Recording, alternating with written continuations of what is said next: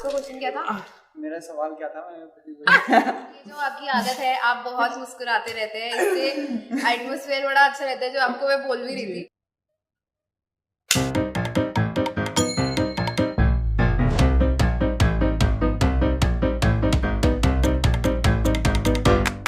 Saumya ji, first of all thank you for joining the show. और मैं चाहता हूँ कि एक बार आप व्यूअर को अपना इंट्रोडक्शन दें।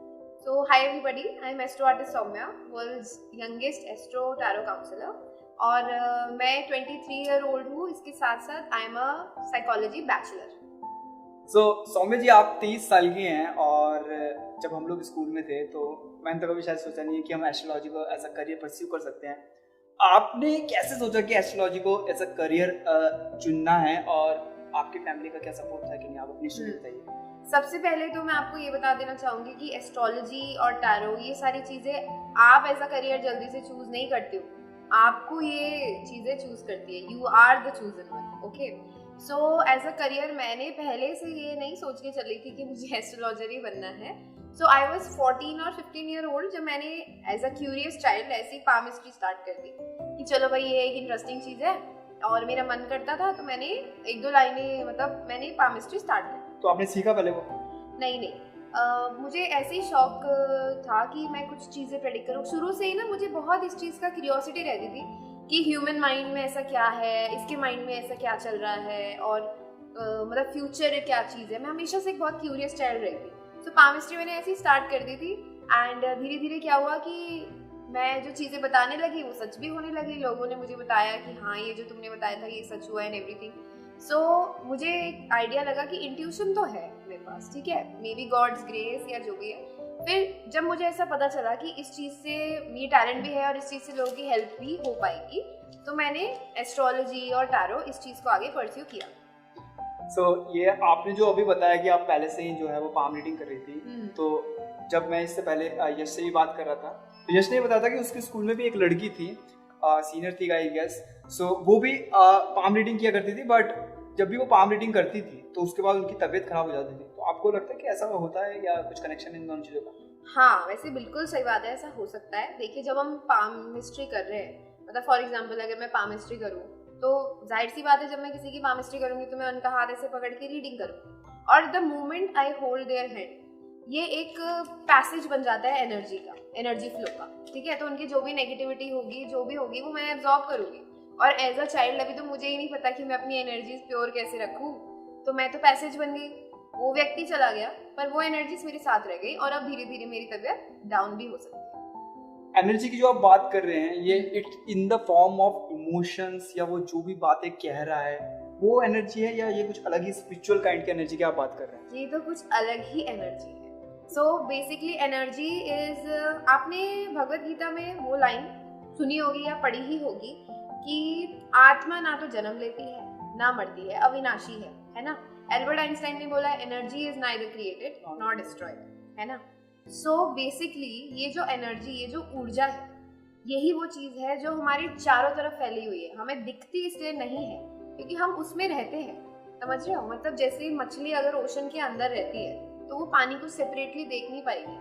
वो तो हम बाहर रहते हैं, तो जब हम पानी में जाते हैं तो हमें पता है पानी दिखता कैसे, बट हम एनर्जी में रहते हैं। Energy is everywhere, so we can't differentiate कि ये एनर्जी है ये नहीं है, क्योंकि वो दिखती नहीं है, हम उसके अंदर है, वो हमारे अंदर नहीं है, ठीक है। तो ये एनर्जी का फ्लो होता है, and this has nothing to do with जो उसने बोला या जो उसने कहा। सौम्या जी, आप टैरो कार्ड रीडिंग भी करती हैं, और ये ऐसा है जो मुझे थोड़ा ज़्यादा एक्साइटेड कर रहा है। टैरो कार्ड रीडिंग आप जब भी देखेंगे, पहले तो ये मेन स्ट्रीम का मेरे को लगता है कि वो हिस्सा नहीं है, और जब भी हम देखते हैं या तो हम इसको देखते हैं कि ये आपके हॉलीवुड की मूवीज़ में ज़्यादा दिखाया जाता है, और उसमें एक बूढ़ी सी महिला होती है अपेरेंटली, जिसके पास एक बड़ी सी बॉल होती है वगैरह। तो मैं आपसे जानना चाहता हूँ कि टैरो कार्ड रीडिंग के बारे में बताइए कि क्या होता है, और मतलब क्या इसकी हिस्ट्री है, और ये कैसे होती है। और सो बेसिकली नॉस्ट्रेडामस के बारे में आपने सुना होगा? अच्छा, सो नॉस्ट्रेडामस वाज वेरी फेमस थे। वो प्रोफेसीज करते थे, उनकी बहुत सारी प्रोफेसी। 2012 जो मूवी बनी है उसमें भी तो कितनी फेमस हुई थी। सो नॉस्ट्रेडामस प्रोफेसीज करते थे, और ऐसा माना जाता है प्रोफेसीज के लिए वो टैरो कार्ड्स का इस्तेमाल करते थे। So tarot cards are basically 78 cards, ठीक है। 7 ट्रम्प कार्ड्स भी पहले ट्रम्प कार्ड से लोग प्रेडिक्शन स्टार्ट करते थे, जब बहुत शुरू की बात है, इटली की बात है ये। So tarot card is basically 78 cards जो आपकी एनर्जी बेस्ड होते हैं, ठीक है, एनर्जी जिसके बारे में अभी हमने डिस्कस भी किया था। सो एनर्जी बेस्ड होते हैं और आपके क्वेश्चंस ये एनर्जीज के हिसाब से बताएंगे, ठीक है। तो जब हम रीडिंग करते हैं, लाइक हमने टैरो कार्ड्स लगाए, हम रीडिंग कर रहे हैं, आपको मैंने कहा आप क्वेश्चन बोलिए और अपना जो कार्ड है जो भी मन कर रहा है वो चूज कीजिए, ठीक है। तो there is something, guardian angels कह लो, एनर्जीज कह लो, यूनिवर्स कह लो, universe will guide you to choose that card जिसमें आपका आंसर होगा। अपने आप उसी कार्ड पे चूज करते हो। So this is how tarot is based. So क्योंकि उसमें जो चित्र बने होते हैं वो आप ये कह सकते हैं कि वो किसी और कल्चर के हैं, क्या इंडियन टैरो कार्ड जैसा भी कुछ होता है? हाँ, चलो कह सकते हैं किसी और कल्चर के या जो भी है। So there is this one tarot card which I really like, sacred Indian tarot card करके।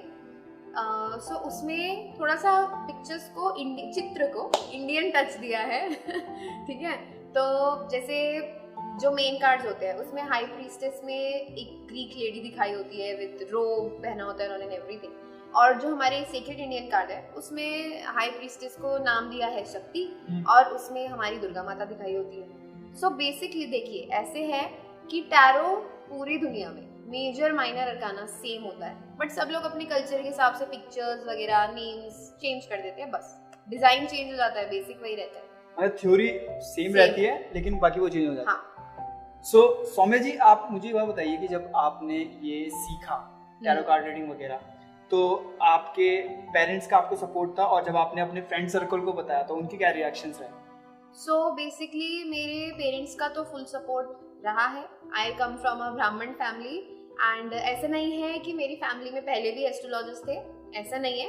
लेकिन हाँ, मेरी फैमिली क्योंकि ब्राह्मण फैमिली रही है शुरू से, तो वो स्पिरिचुअल स्टडीज या फिर शास्त्र विद्या इन सबको बहुत मानती है। और मेरी मदर बहुत सपोर्टिव रही है इस फील्ड में। मतलब जब मैं I was a very bright child in my school, so सबने यही एक्सपेक्ट किया पीसीएम पढ़ रही है, she will probably be engineer बनेगी, डॉक्टर बनेगी या जो भी बनेगी, है ना, अगर पीसीबी लेती तो ये सब बनेगी। बट मैंने बोला मुझे तो एस्ट्रोलॉजर बनना है। So it turn out to be a big shock for everybody. But मेरी mother was very supportive. My mother was, पहले उन्होंने एक्सेप्ट किया, अच्छा ये चीज़ है, ओके। अब फिर उन्होंने गाइड किया कि फिर कैसे कैसे कर सकते हैं, फिर उन्होंने सारी चीज़ें रिसर्च करके, so she was very supportive. And along with that, touchwood, I have been blessed with really good friends, बहुत ही अच्छे फ्रेंड्स। मजाक भी पहले बहुत बनाया है, ठीक है, दोस्तों में चलता है ना। तो जब पामिस्ट्री वगैरह में स्कूल में करती थी बहुत मजाक बनाते थे, बट मैंने उस मजाक को बिल्कुल चिल्ड आउट वे में लिया है। मतलब ऐसे नहीं कि मैं ऑफेंड हो जाती थी या रोने लग जाती थी, चिल्ड आउट वे में लिया उसको, एज अ चैलेंज जरूर लिया कि मैं इस चीज़ को इतना सीरियसली करती रहूंगी कि कभी ना कभी इनको लगेगा कि ये मजाक नहीं कर रही थी। हाँ, एंड नो डाउट अब मेरे बहुत सारे फ्रेंड्स जो है टैरो रीडिंग, टैरो गाइडेंस मुझसे ही लेते हैं, ठीक है। तो मजाक से होते होते वो चीज़ काफी सीरियस हो गई है। आपके मतलब फ्रेंड्स तो आपके ऑब्वियसली हैप्पी होंगे ही जब आपने ये स्टार्ट किया। जब वो आपसे लेते हैं अपनी एडवाइस, मतलब की है, तो कई लोगों का ऐसा भी होता है कि जब लोगों को आदत पड़ जाती है ना, तो वो हर एक चीज के लिए, जैसे हमारे इसमें ये होता है कि हम कोई नया सामान खरीद रहे हैं तो हम पहले किससे पूछते हैं कि पंडित जी क्या है, अभी सही मुहूर्त है कि नहीं है। तो कई लोग जब बहुत ज़्यादा यूज्ड टू हो जाते हैं कि भाई हमें हर चीज़ टू द पॉइंट करनी है, तो क्या आपको ऐसे कोई क्लाइंट भी है आपके जो बार बार टैरो कार्ड रीडिंग देते हैं कि मेरे को ये चीज़ करनी है, क्या मैं सही कर रहा हूँ ये नहीं है? तारे मतलब पत्ते क्या कह रहे हैं, पत्ते मतलब कार्ड्स, कार्ड्स क्या कह रहे हैं आपके? ओके, सो हाँ, देयर आर सर्टेन क्लाइंट्स जो हर चीज़ पूछ के करना चाहते हैं, मेजर डिसीजंस पूछ के करना चाहते हैं या इतना विश्वास करते हैं। लेकिन मैं एक चीज़ उनको सबको यही समझाती हूँ कि extreme of anything is bad, ठीक है, और सुपरस्टिशियस नहीं होना है। So this is one big reason कि क्यों मेरे पास इतने सारे यंगस्टर्स आते हैं रीडिंग कराने, क्योंकि सबसे पहले तो मैं ही उन्हें बता देती हूँ कि अंधविश्वासी नहीं बनना है, सुपरस्टिशियस नहीं बनना है, ठीक है।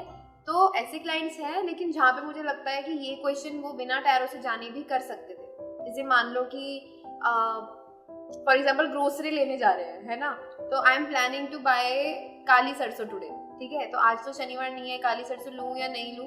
सो ये सब चीजें मैं आंसर नहीं करती हूँ क्योंकि कुछ डिसीजंस खुद भी ले लेने चाहिए। हाँ, वो आपकी बात। सौम्या जी, एस्ट्रोलॉजी यूजुअली जो है वो मेल का प्रोफेशन कंसीडर किया जाता है, और मुझे नहीं पता था कि महिलाएं भी जो है, सॉरी महिलाएं नहीं, मतलब महिलाएं ही आप कंसिडर कर सकते हैं कि हाँ। वो लोग भी कुंडली वगैरह देखती हैं, फ्रैंकली स्पीकिंग। अच्छा। सो मैंने कभी दिखाई भी नहीं, बाय द वे। ऐसे मैं ऐसा ही नहीं कह रहा कि मैं रोज जाता हूँ तो मैं आपको ऐसे कह रहा हूँ, लेकिन मैंने दिखाई भी नहीं और मुझे पता भी नहीं था कि महिलाएं देखती हैं। सो ऐसा क्यों है, मतलब क्यों उनको मतलब इतना अवेयरनेस नहीं है?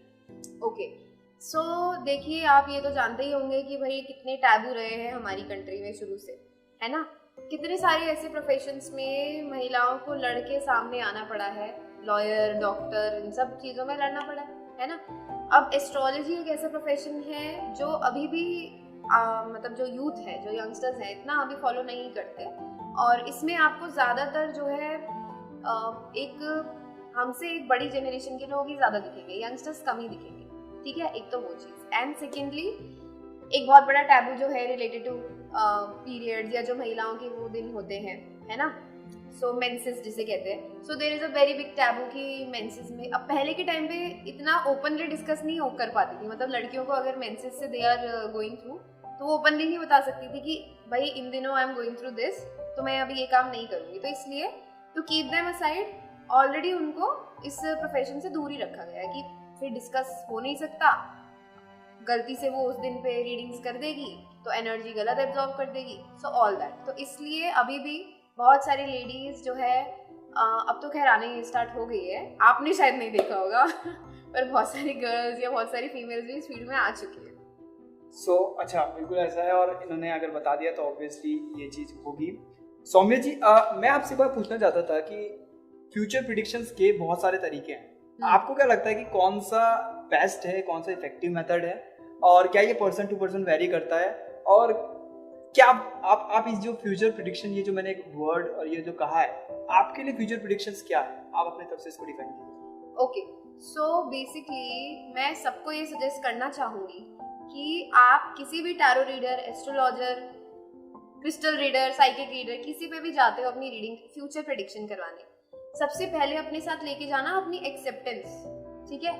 एक्सेप्टेंस बहुत ज़रूरी है, एक्सेप्ट करना इज़ वेरी इंपॉर्टेंट। एंड आजकल के टाइम में एक्चुअली क्या है, किसी सबकी एक्सेप्टेंस इतनी लो हो गई है कि इसीलिए लोग टैरो रीडर, एस्ट्रोलॉजर के पास जाने से डरते हैं। अब बेस्ट तरीका प्रेडिक्शन का कोई मैं ऐसे पर्टिकुलर नहीं बोलूँगी, जिसमें आपका कमांड अच्छा हो, वो ही बेस्ट तरीका है। अब जैसे मुझे घर से स्कूल तक पहुँचना है ना, कोई कार से जाता है, कोई स्कूटी से जाता है, कोई बस से भी जाता है, कोई ऑटो से जाता है, जो जिसमें कंफर्टेबल है वो उससे जाता है, पहुँचते सब है ना। ऐसे ही सारे रीडर्स जिस चीज़ में अपनी कमांड बेस्ट महसूस करते हैं, वो उस चीज़ से फ्यूचर प्रेडिक्ट करते हैं। And future prediction is something जो पहले से प्री रिटन है, you are just trying to figure it out and prepare yourself for that.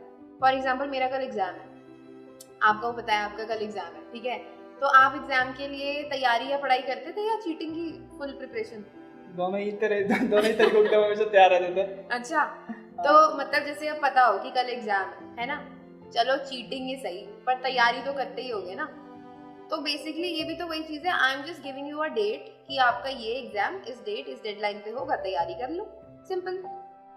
ये आपने बहुत अच्छे तरीके से बात समझाई है, थैंक यू। सौम्या जी, एक जो नॉर्मल लोग होते हैं, नॉर्मल मतलब जिनके अंदर ऐसे साइकिक पावर नहीं होती, जो ये प्रिडिक्ट नहीं कर सकते, स्पेशली अगर ये चीज़ अलग बनाती हैं, अगर किसी को आता है, तो हमारा जो पहला इंटरेक्शन होता है वो होता है आपके राशिफल जो आता है, और वो भी मेनली अखबारों में।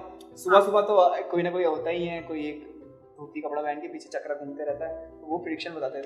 ये होता कैसे है, आप इसके पीछे मुझे बता सकते हैं कि ये प्रिडिक्शन होती कैसे है जो इन सब जगहों पे आपको देखने को मिल रही है? बिल्कुल। अब जैसे रिसेंटली शनि वक्री थे, आपने सुना? सैटर्न रेट्रोग्रेड थे? नहीं। चलो छोड़ो, जो लोग थोड़े से भी इंटरेस्टेड इसमें रहते होंगे उनको पता होगा कि अभी रिसेंट डेज में सैटर्न रेट्रोग्रेड थे। अब शनि वक्री का मतलब क्या होता है, सैटर्न का चाल, मतलब उनका जो मूवमेंट है उसमें थोड़ा सा चेंज आया है, ठीक है। सो सैटर्न रेट्रोग्रेड थे, मैं ये एग्जांपल क्यों दे रही हूँ, the moment Saturn went retrograde, सब लोग का इमोशनल टर्बुलेंस स्टार्ट हो गया। मेरे को ये चीज इसलिए पता है बिकॉज मेरे पास फोन पे फोन बजने शुरू हो गए। सैटर्न रेट्रोग्रेड होते एवरीबॉडी स्टार्टेड फीलिंग अ टर्बुलेंस, यार मुझे आज बहुत रोना आ रहा है, पता नहीं सुबह से मूड खराब है, क्या हो रहा है, मेरे काम नहीं बन रहे हैं एवरीथिंग। मैंने भी शायद आपको मैसेज किया था। हाँ वही तो, मतलब ऐसी बहुत सारी चीजें आपने भी मुझे उसी ड्यूरेशन में मैसेज किया, तभी तो मुझे बहुत हंसी आ रही थी। सो हाँ, तो काम नहीं बन रहे हैं, मैं बहुत इमोशनल फील कर रही हूँ।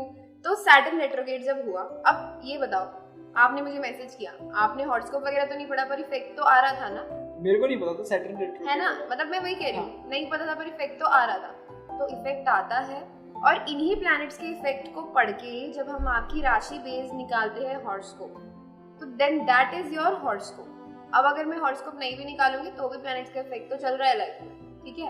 And moon sign, sun sign, ये सारी चीजें भी बहुत इफेक्ट करती है। एक बार डिफाइन कर दीजिए क्योंकि अच्छा। हमें इतना आइडिया नहीं है। Okay, so sun sign is something जो आपकी डेट ऑफ बर्थ पे बेस्ड होता है। जैसे आपका डेट ऑफ बर्थ बताओ। मेरा 5th सितंबर। सो जैसे 96 छोड़ दो, 5th सितंबर आपका डेट ऑफ बर्थ है, तो उस हिसाब से आपका सन साइन होगा कन्या राशि, वर्गो, ठीक है। अच्छा, अब मून साइन क्या होता है ना? मून साइन इज समथिंग जो आपकी कुंडली में चंद्रमा जिस ज़ोडिएक के साथ बैठे होंगे ना, वो मून साइन होता है। मून साइन आपकी पूरी लाइफ स्टोरी बता देता है एक बारी में, ठीक है। कैसे? मतलब मून साइन इज समथिंग जो जिसपे आपका सारी ट्रांजिट्स और सब कुछ बेस्ड होगी, आपकी इमोशनल हेल्थ बेस्ड होगी, आपकी शनि 7.5 बेस्ड होगी, सब कुछ मून साइन पे बेस्ड होगा। सन साइन इज जस्ट बाहर का, लाइक पर्सनालिटी एंड आप जो इंप्रेशन दूसरों पे डाल रहे हो, ऑल ऑफ दैट, ठीक है। तो ये डिफरेंस है सन साइन और मून साइन, समझ आया? शायद। ओके। सौम्या जी, एक चीज मैं आपसे पूछना चाहता था कि जैसे एस्ट्रोलॉजी है, एस्ट्रोलॉजी का आई गेस मतलब ये था भविष्यवाणी होता है शायद, ज्योतिष विद्या। ज्योतिष विद्या। तो ज्योतिष विद्या में क्या सिर्फ कुंडली पढ़ना आता है, या जो पाम रीडिंग करते हैं या जो दूसरी चीजें करते हैं, क्या वो भी एस्ट्रोलॉजी के ही अंदर आता है? ओके, सो सबसे पहले तो ज्योतिष विद्या का मीनिंग है वो विद्या जो आपकी जिंदगी में ज्योति यानी एक रे ऑफ होप भेज दे, ठीक है। अब इसमें कहीं भी तो कुंडली नहीं आई है ना। ज्योतिष विद्या इज समथिंग जो आपकी जिंदगी में ray of hope. Ji. Astrology के लिए एक फ्रेज भी यूज होता है, ज्योतिषाम सूर्यादि ग्रहणम बोधकम, मतलब वो शास्त्र जो आपको सूर्य और बाकी ग्रहों के सारी चाल के बारे में बताएगा, वो ज्योतिष है, ठीक है। So basically what I am trying to say is, ज्योतिष में ये सारी चीजें इंक्लूड होती है आपकी, जैसे टैरो रीडिंग भी, सब कुछ। क्यों? क्योंकि कहीं ना कहीं टैरो, क्रिस्टल रीडिंग, एस्ट्रोलॉजी और सारी रीडिंग्स प्लैनेट बेस्ड है। और प्लैनेट, क्योंकि प्लैनेट सबसे ऊपर आते हैं ना। अब मैंने परसों इंस्टाग्राम पे एक स्टोरी शेयर की थी, आपने पता नहीं देखी होगी या नहीं। So there is this big red spot in Jupiter, देखी थी? अच्छा, so there is this big red spot in Jupiter जो एक स्टॉर्म है। एक्चुअली जुपिटर में एक स्टॉर्म चल रहा है जिसको रेड स्पॉट कहते हैं। वो स्टॉर्म अपने आप में इतना बड़ा है कि उसमें पूरी अर्थ समा जाएगी। तो जुपिटर तो कितना ही बड़ा होगा, तो हो सकता है क्या? अब ये नासा वालों से जाके पूछो। आपकी बात सही है। हाँ, तो मैं ये कह रही हूँ, तो ये सारे ग्रह इतने बड़े बड़े हैं, इनको हम इग्नोर नहीं कर सकते, इनका इफेक्ट हमारी लाइफ में कुछ ना कुछ जरूर पड़ता होगा। सो वो सारी चीजें ज्योतिष विद्या में, ठीक है। सौम्या जी, अभी हम रिसेंटली जब मैं इसके बारे में रिसर्च ही कर रहा था, तो मैंने ये पढ़ा है कि टैरो कार्ड रीडिंग जो है बेसिकली वो फ्यूचर प्रेडिक्शन से ज्यादा ये आपके गाइडेंस में मदद करता है। तो आप क्या मेरे इस बात से संतुष्ट हैं? सहमत हूँ। So what I am trying to say here is, tarot is something जो आपकी एनर्जी बेस्ड होता है ना। और प्रेडिक्शंस की बात, एनर्जी तो डे बाय डे भी डिफरेंट हो सकती है। हाँ, तो मैं यही कह रही थी, प्रेडिक्शंस की अगर हम बात करते हैं तो टैरो आपको, कल मेरा इंटरव्यू है वो कैसा रहेगा, परसों मेरा एग्जाम है वो कैसा रहेगा, इन सब प्रेडिक्शंस पे ज्यादा हेल्प करता है, नो डाउट। पर अगर आपको ये निकालना है आज से 10 साल बाद आप कैसे होगे, आज से 10 साल बाद आप क्या बन गए होगे, ये सब आपको एस्ट्रोलॉजी ज्यादा हेल्प करेगा बताने में, क्योंकि वो बहुत आगे तक भी जा सकता है। बेसिकली एस्ट्रोलॉजी इज समथिंग जो आपके पिछले जन्म, आने वाले समय सबके बारे में बताएगा। टैरो भी बताएगा, पर टैरो का फोकस ज्यादा रहता है एनर्जीज पे, किसी के इंटेंशंस मेरे लिए क्या है। अब आजकल हमारे दोस्त ऊपर से तो सारे बने होते हैं, पर कौन धोखा प्लान कर रहा है, तो ये सब टैरो हमें बताता है जी। इंटेंशंस, फीलिंग्स, बिहेवियर्स, तो ये बात सच है। एज अ गाइड आपको टैरो काफी अच्छा गाइड, मतलब आगे बढ़ा सकता है। ऑन स्केल ऑफ 1 to 10 आप एस्ट्रोलॉजी और डिफरेंट जो भी आपने आज तक देखे खुद भी, आप किसको कैसे रेट करते हैं कि ये इतना इफेक्टिव है? सी वही बात हो गई यार, मैं नहीं इन चीज़ों को डिफरेंशिएट नहीं कर सकती, क्योंकि मैं स्कूल जा रही हूँ, मुझे स्कूल जाना कार में ज़्यादा अच्छा लगता है, बट इसका मतलब ये नहीं है ना कि स्कूटी वाला पहुँचेगा नहीं, तो मैं कैसे कह सकती हूँ। बहुत स्मार्ट आपने आंसर यहाँ पे दिया इस क्वेश्चन का। सौम्या जी, मैं आपसे एक चीज़ पूछना चाहता था कि जब मैं थोड़ा और रिसर्च कर रहा था और ज़्यादा, तो हमने एक चीज़ सुनी है, रेकी करके कुछ होता है इसमें, और हमने ये भी सुना है कि आप इस जगह पे होके 7 समुंदर पार में भी किसी को हील कर सकते हो। पहली चीज़ जो मेरे से सवाल है ये है कि यहाँ पे हील का मतलब क्या है, और ये जो टेक्निक है ये कैसे काम करती है, कुछ और भी इसका अल्टरनेटिव है, आप थोड़ा जब प्रकाश डालते हैं। सो हील क्या होता है? चोट जब लग जाती है और जब वो बेटर होने लगती है, ठीक है, मुझे चोट लगी, वो वैसे सही हो रही है, मतलब वो ठीक हो रहा है, हील हो रहा है, वो सब ठीक है, और उसका पेन मुझे महसूस नहीं हो रहा है, मैं साइकोलॉजिकली जो हील हो रही हूँ, वो सारी चीजें, यानी इम्प्रूवमेंट इन एनीथिंग, है ना, recovery from anything is healing, recovery from anything, it can be emotional damage, it can be physical damage, so everything comes under healing.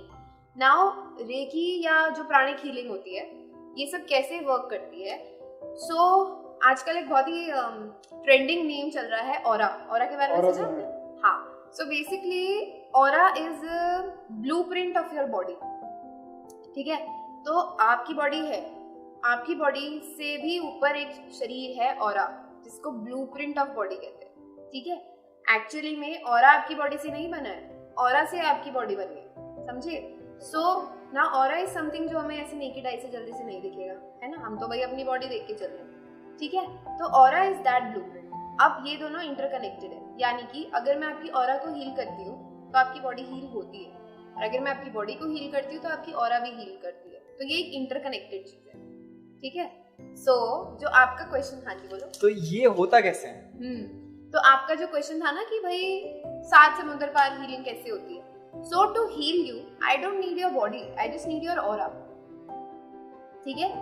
हाँ, आपकी हीलिंग मुझे करनी है, मुझे शरीर की जरूरत नहीं है, ऑरा हीलिंग इज इनफ। अब जो हमारी थर्ड आई होती है, मतलब थर्ड आई चक्रा, सहस्त्र ऊपर का थर्ड आई चक्रा, सहस्त्र चक्रा, ऐसे बहुत सारे चक्रास होते हैं ना हमारी बॉडी में, सुना है आपने चक्रास के बारे में? जी ओके, सो बेसिकली जब कोई हीलर होता है, हीलिंग कर रहा होता है, तो वो अब उनकी थर्ड आई को उन्होंने पहले से मेहनत करके एक्टिवेट किया होता है। ऐसा नहीं है कि मैं बिल्कुल बिगनर हूँ और बैठ गई हीलिंग करने, ठीक है, पहले एक्टिवेट किया होता है उस चीज को।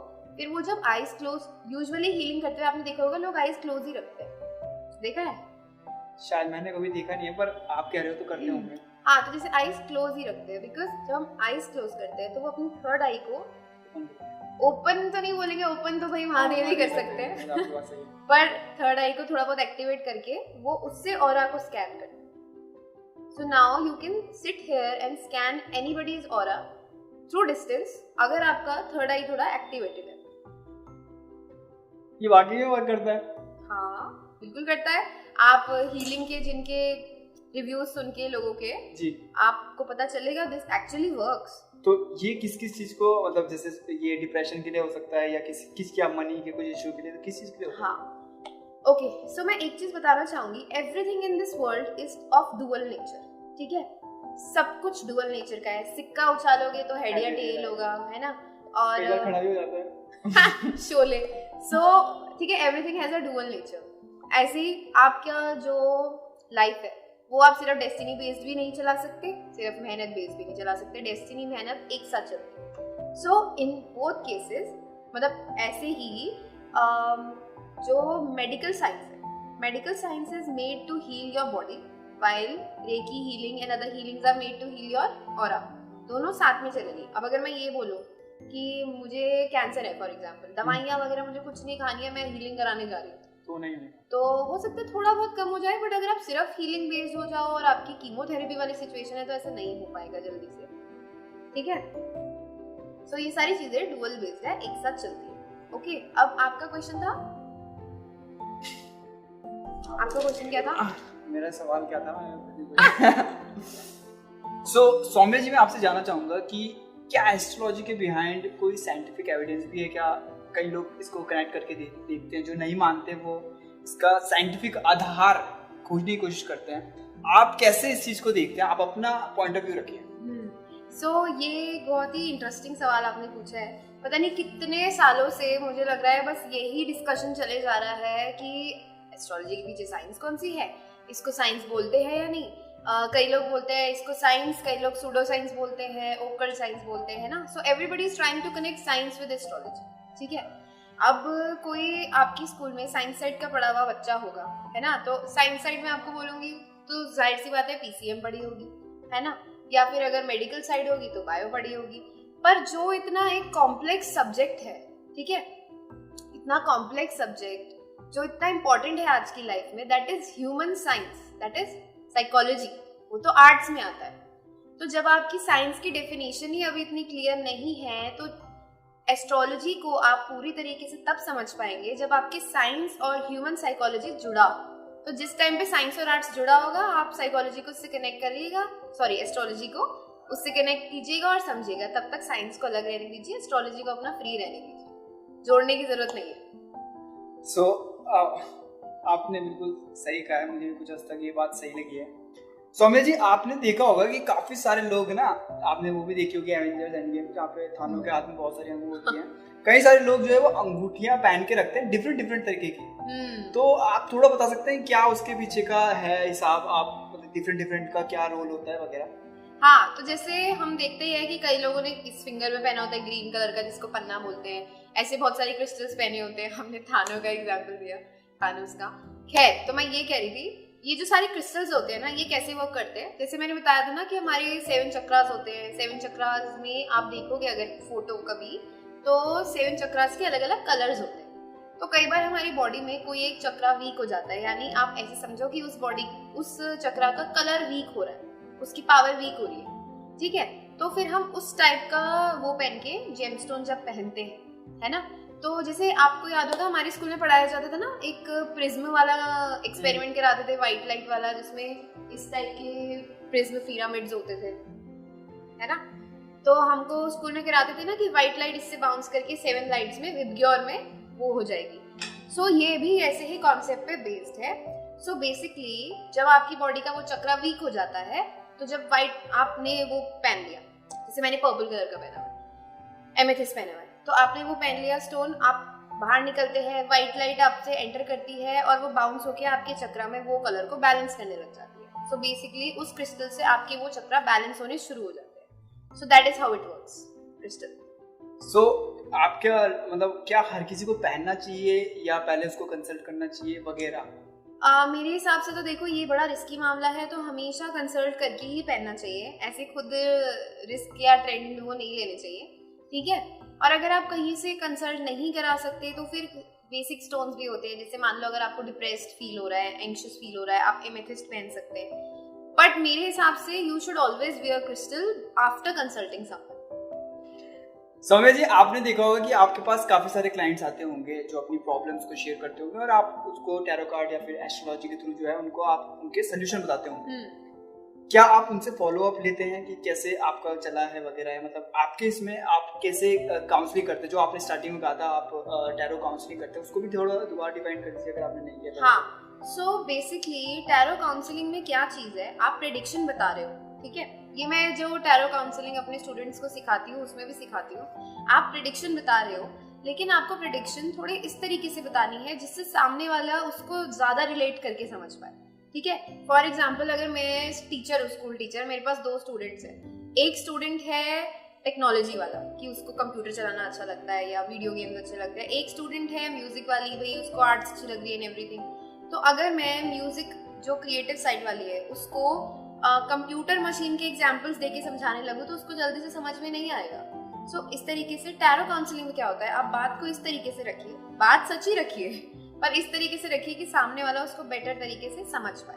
और आपने जो फॉलो अप की बात कही, so there is this thing जिसको मैं एक ब्लेसिंग ही कंसिडर करूंगी कि जब मैं किसी की रीडिंग करती हूँ उसके बाद बहुत कम बारी में ऐसा होता है कि मुझे रिव्यू मांगना पड़ता है। Mostly with in certain days जब चीज़ें थोड़ा उनको लगता है कि सच बैठ रही है, तो विद इन सर्टेन डेज मुझे अपने आप ही उनके मैसेज आ जाते हैं कि आपने जो रेमेडी बताई थी इट हैज़ वर्कड, या आपने जैसे जैसे डेट बताई थी सब कुछ वैसे ही हो रहा है अकॉर्डिंग टू डेट्स जो आपने बताई थी। तो मुझे सामने से खुद ही फॉलो अप आ जाता है। So normally I don't have to go and ask.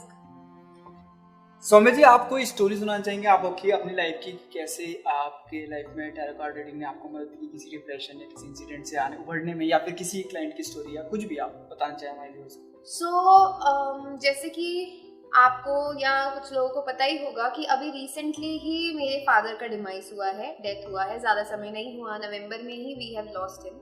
सो जब ऑब्वियसली ये एक बहुत बड़ा लॉस होता है, तो lose a parent is a something which can not B repaired. आप कुछ नहीं कर सकते, है ना.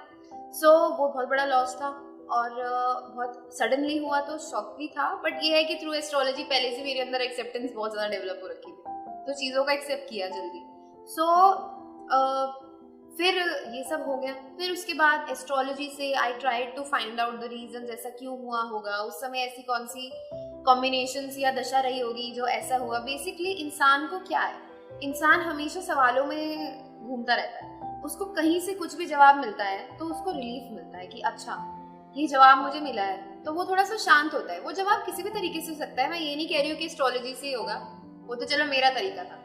पर जब जब मुझे जैसे जैसे जवाब मिल रहे हैं और एक्सेप्टेंस मेरे अंदर आई, तो मैं हील कर पा रही हूँ उस चीज़ से. टाइम लगेगा, इमोशनल ट्रॉमा बड़ा होता है, फादर का लॉस, तो टाइम लगता है. बट इस चीज़ ने मुझे जवाब मिले मुझे, क्योंकि तो इस चीज़ ने मुझसे इससे निकलने में बहुत हेल्प करी to get through all this emotional trauma. ये तो आपकी बात बिल्कुल सही है कि मदर या फादर में से किसी को भी लॉस खो देना एक बहुत बड़ा जो है वो एक लाइफ का एक इंसिडेंट होता है, जिससे और वो भी सडनली जब हो तो शॉक तो रहता ही है. सौम्य जी, एक चीज जो मेरे मन में थी कि अगर किसी के अंदर साइकिक पावर है, तो आपको लगता है कि कहते हैं ना कि great power comes with great responsibilities, तो आपको भी महसूस होती है वो रिस्पांसिबिलिटीज? बिल्कुल बिल्कुल महसूस होती है. सो देयर इज मेरी एज कम है, पर जो काम मैं कर रही हूँ वो ऐसी चीज है जिसमें हम लोगों के इमोशंस भी जुड़े हैं और ट्रस्ट भी जुड़े हैं, क्योंकि वो परेशान है और आपसे एक सोल्यूशन की उम्मीद करते हैं. हाँ बिल्कुल. तो जैसे उम्मीद से आते हैं इतना, तो हमको बहुत उस चीज को बैलेंस करके चलना पड़ता है. So I can not be careless और I can not be carefree. जबकि कहते हैं कि यंग एज एक ऐसी है जिसमें आप बिल्कुल केयर फ्री रहते हैं, बात की बाद में देखेंगे वो सब. So there is this responsibility that I have to be careful. I can not ऐसी रेकलेस में कुछ भी नहीं बोल सकती, है ना, because people consider what I am saying. तो इसलिए बहुत सोच समझ के बोलना पड़ता है. But I have started enjoying this responsibility. मुझे अब तो मजा आने लगा है, बिकॉज जब आगे से आपको ऐसा कुछ रिव्यू मिलता है ना कि आपने जो हमें बताया उससे हमें बहुत हेल्प हुई, या फिर कोई आपको थैंक यू बोलता है, तो वो चीज आपको आगे इसी काम को कंटिन्यू रखने के लिए और प्रेशराइज करती है कि I have this talent, I have to help people. अब रिस्पॉन्सिबिलिटी है तो झेल लेंगे.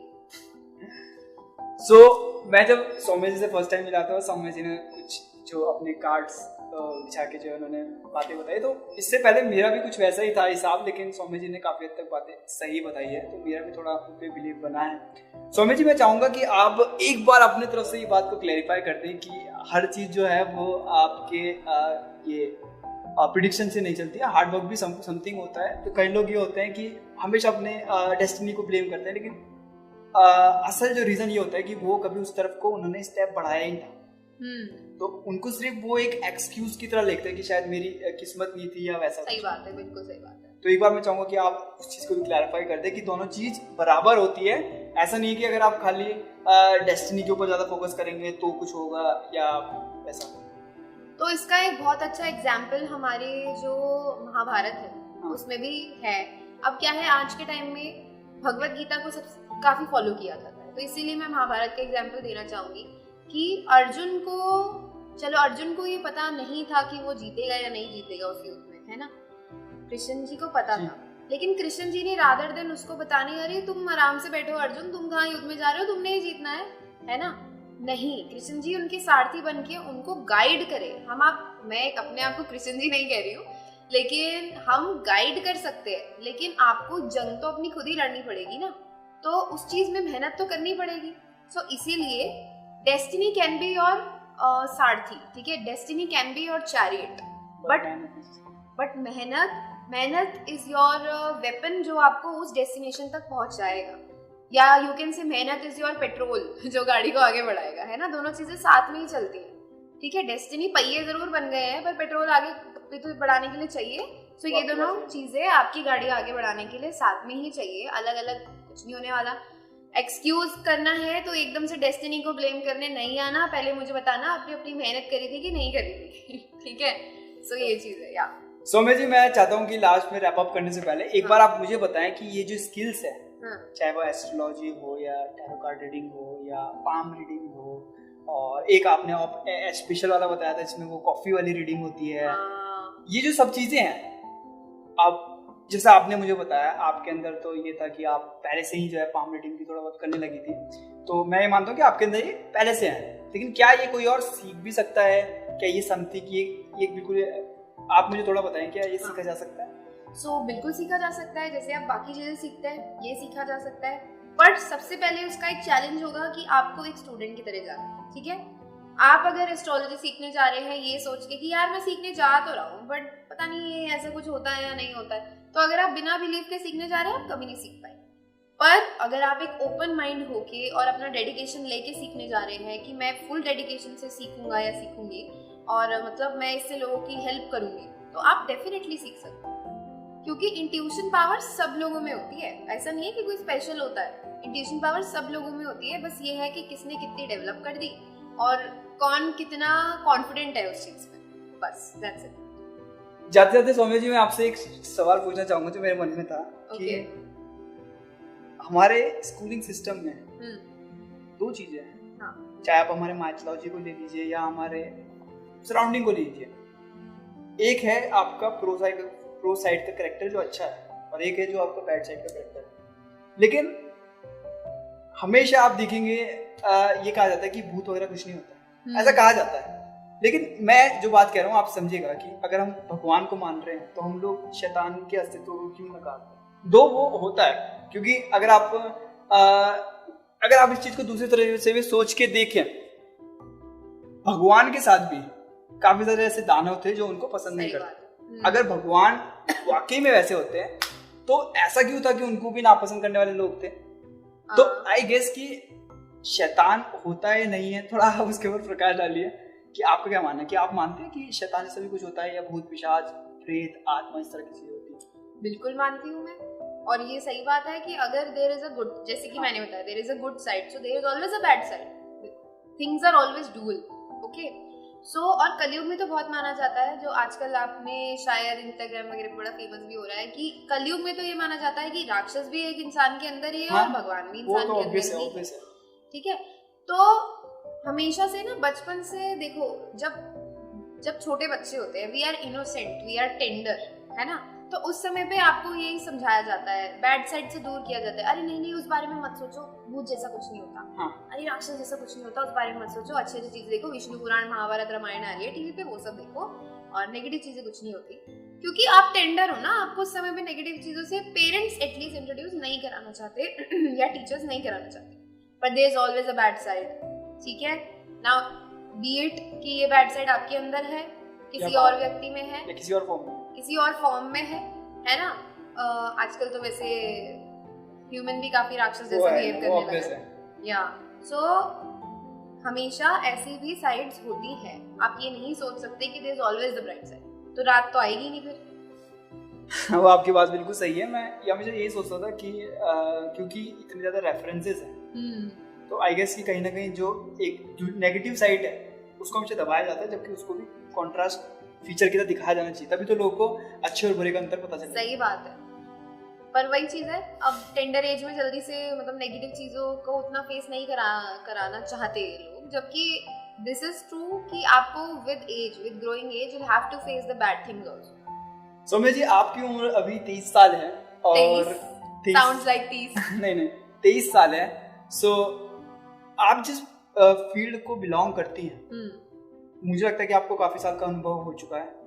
ठीक है, आप मतलब हो चुका है, तो यहाँ पे क्या अनुभव मैटर करता है या जो ये काम कर रहा है उसकी शारीरिक संरचना भी मैटर करती है? कई बार होता है ना कि शक्ल से भी लगना है बहुत पहुंचे हुए होता है, कई लोग को देख के लगता है कि बहुत पहुंचे हुए हैं, या फिर ओवरऑल जो है पर्सनैलिटी मैटर करती है। आप बताइए, आपको क्या लगता है कि आप अभी तक खुद को अपने इस प्रोफेशन में कहाँ पे पाते हैं?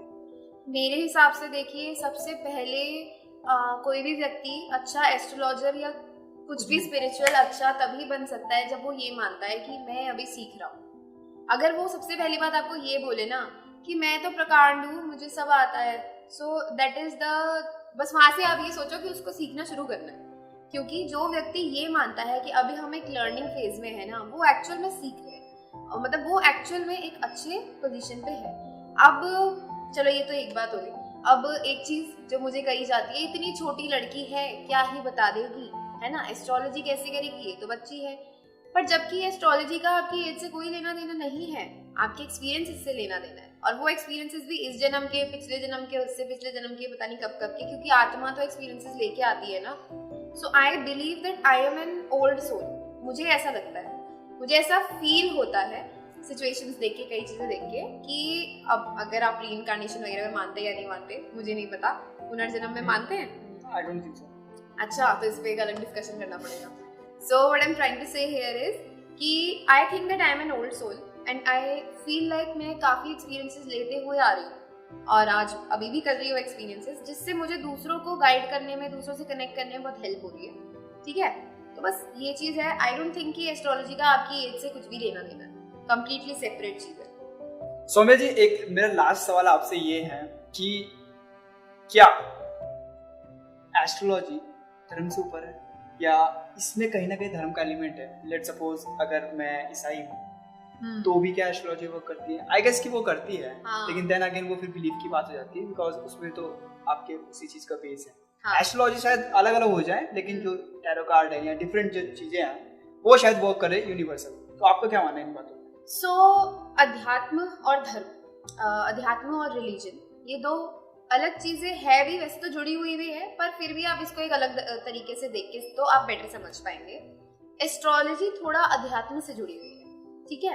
तो एस्ट्रोलॉजी आपका धर्म देख के कभी नहीं बताएगी आपको, मतलब अगर आप ईसाई हैं तो मतलब आपका कुछ मैं प्रेडिक्ट नहीं कर पा रही हूँ या टैरो में नहीं निकाल पा रही हूँ, ऐसा कुछ भी नहीं है। पर आपका विश्वास पूरा होना चाहिए, जैसे कि आपने अभी बोला है ना, तो it has nothing to do with religion. But या when you are going towards a tarot reader और एस्ट्रोलॉजर और ये और वो, तो आप अपनी सारी प्री अजम्पशंस जो है ना, या जो आपने कभी पहले जाना होगा, सीखा होगा, वो सब आप घर छोड़ के आइए, और एक बिल्कुल खाली दिमाग से, एक क्यूरियोसिटी के साथ आप जाइए, ठीक है? तो आप ज्यादा अच्छे से गेन भी कर पाएंगे, और टैरो भी ज्यादा अच्छे से आपकी प्रेडिक्शंस कर पाएंगे। इसका एग्जांपल देती हूँ, मैंने ये नोटिस किया है, मैं इतने समय से टैरो और एस्ट्रोलॉजी कर रही हूँ। सो वो क्लाइंट्स जो मेरे पास आते हैं ऐसे, मतलब जबरदस्ती, है ना, या फिर देखते हैं यार मैं मानता नहीं इन सब में, और ये और वो, है ना, और वो अपने माइंड को बिल्कुल लॉक करके बैठते हैं कि बता रही है पर होता नहीं ऐसा कुछ। तो मैंने ये नोटिस किया है, उनके लिए कई लोगों को विश्वास भी हो जाता है, बट मोस्टली उनके लिए कभी कभी इफेक्ट नहीं करता। बट वो लोग जो बिल्कुल खाली दिमाग से आए हैं कि लेट्स सी अब आगे क्या होगा, क्या पता चलेगा, है ना, क्यूरियोसिटी के साथ, उनके लिए टैरो वर्क्स लाइक वंडर्स। ये मैंने खुद भी नोटिस किया है। सौम्या जी के जितने मैं इनसे मिला हूँ 1-2 दिनों में, और मुझे अगर आपको एक वर्ड में डिफाइन करना हो तो मैं तो आपको मैजिशियन कहूँगा, बिकॉज मेरे लिए तो ये सब चीज़ें मैजिक से ज़्यादा है, क्योंकि ऑब्वियसली हम लोग को इस चीज़ के बारे में बहुत चीज़ का पता नहीं होता है। आप एक तरह से मैजिक ही मान लीजिए कि आप सामने को पता हो रहे हो, वो तो सरप्राइज हो ही रहा है। तो फॉर मी ये सब मैजिक जैसा ही है, और मैजिक का सबसे ज़्यादा अच्छी चीज़ यही है कि जब तक आपको ये ना पता चले कि मैजिक हो कैसे रहा है, आपको मैजिक का मजा तभी तक ही है। तो कई लोग होते हैं हर चीज़ देखने की कोशिश करते हैं कि भाई ये कर कैसे रहा है, तो वो चीज़ को एंजॉय नहीं करते हैं, वो चीज़ को ग्रैब नहीं करते हैं, पर वो है कि वो चीज़ को समझने की कोशिश कर रहे हैं। लेकिन जबकि वो चीज़ समझने के लिए नहीं है, उस टाइम फ्रेम में आप उस चीज़ को एंजॉय करें, जस्ट एंजॉय द प्रोसेस। तो सौम्या जी के साथ मिलकर मुझे तो बड़ा अच्छा लगा, और सौम्या जी ने पहले दिन हमारे तोते उड़ाते थे और सही लगा, अच्छा लगा मुझे। ये हमारा पॉडकास्ट था सौम्या जी के साथ, जो कि एक यंग एस्ट्रो गर्ल है। सौम्या जी, एक बार मैं आपको बताना चाहूंगा कि वो आपका जो यंग गर्ल एस्ट्रो गर्ल का जो आपको सर्टिफिकेट मिला है, वो आपको कहाँ से मिला है, वो कैसा सर्टिफिकेशन होता है, थोड़ा उसके बारे में हल्का सा बताइए।